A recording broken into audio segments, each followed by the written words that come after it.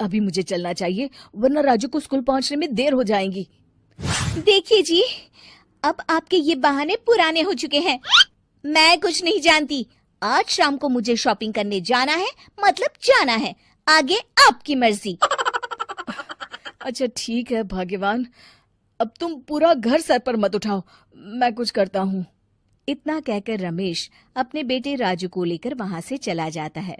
घर से निकलने के लिए रमेश जैसे ही अपनी मोटरसाइकिल शुरू करता है, तभी उसकी माँ उसे आवाज देकर कहती है, अरे रमेश, आज शाम को मुझे कुछ पैसे दे देना।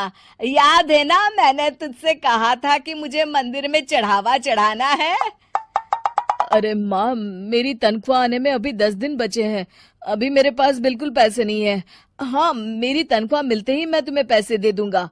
रमेश की माँ चिढ़कर कहती हैं, अरे तेरा दिमाग तो खराब नहीं हो गया? मैंने तेरे भरोसे मंदिर के पुजारी जी से वादा कर दिया है और तू कह रहा है कि पैसे नहीं है।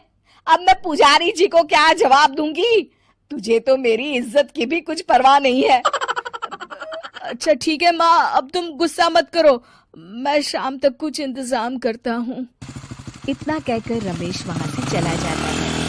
फिर दोपहर को जब रमेश अपने दफ्तर में बैठा होता है, तब उसे अपनी पत्नी और माँ की बातें याद आती हैं।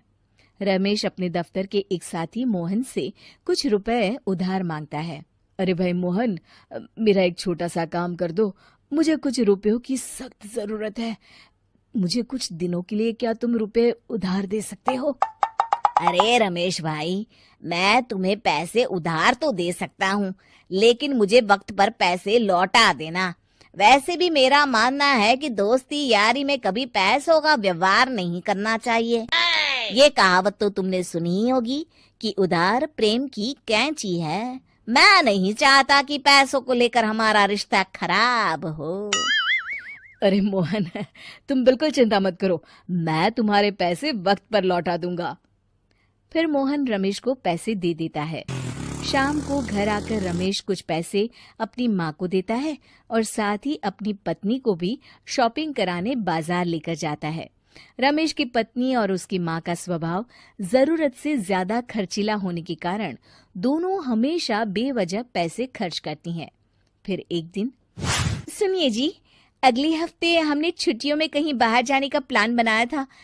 आपने पैसों का इंतजाम कर लिया ना? अरे अभी कहाँ, अभी तो मेरे पास बिल्कुल पैसे नहीं है, हम कभी और चले जाएंगे।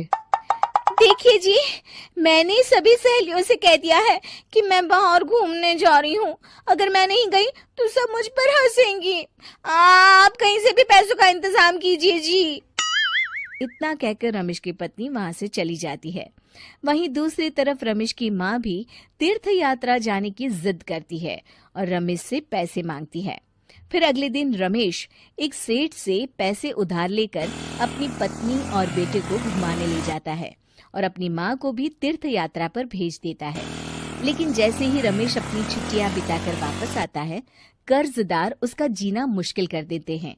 इतना ज्यादा कर्ज एक साथ अपने ऊपर देख रमेश काफी परेशान रहने लगता है। फिर एक दिन राजू की स्कूल की फीस वक्त पर न भर पाने के कारण रमेश को स्कूल में बुलाया जाता है। स्कूल के प्रिंसिपल साहब रमेश को सख्त हिदायत देते हैं कि अगर वक्त पर स्कूल की फीस नहीं भरी गई तो उनके बेटे का नाम स्कूल से काट दिया जाएगा। अपने बेटे की स्कूल की फीस भरने के लिए रमेश अपने दोस्त गिरधारी से कुछ पैसे उधार ले लेता है और स्कूल की फीस भर देता है। रमेश की माँ और उसकी पत्नी खर्चे और घर की जिम्मेदारी संभालते संभालते धीरे धीरे रमेश पूरी तरह कर्ज में डूब जाता है। और तभी एक दिन दफ्तर में काम करते समय रमेश की तबीयत अचानक बिगड़ जाती है और वो बेहोश होकर गिर पड़ता है।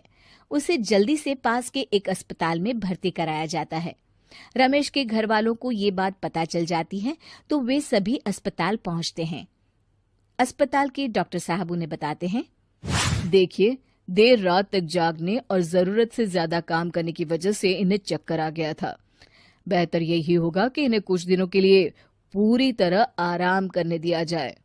रमेश की हालत देखकर उसके बेटे राजू को बहुत गुस्सा आता है और वो अपनी दादी और माँ से कहता है, माँ, दादी, मैं इतना छोटा हूँ, फिर भी मैं इतना समझता हूँ कि पिताजी दिन रात दफ्तर में काम करके पैसे कमाते हैं। पिताजी अकेला पूरा घर संभालते हैं और आप दोनों अपने फिजूल के खर्चों के लिए उन पर दबाव डालते रहते हैं। आज पिताजी की हालत के जिम्मेदार तो आप दोनों हैं। राजू की समझदारी भरी बातें सुनकर रमेश की माँ और पत्नी को अपनी गलती का एहसास होता है और दोनों की आंखों में आंसू आ जाते हैं। फिर कुछ दिनों के बाद रमेश की तबीयत एकदम अच्छी हो जाती है और वो पहले की तरह अपने काम पर जाने लगता है। रमेश की माँ और पत्नी अब उसे किसी प्रकार की कोई तकलीफ नहीं देते और ना ही उससे किसी चीज की मांग करते हैं।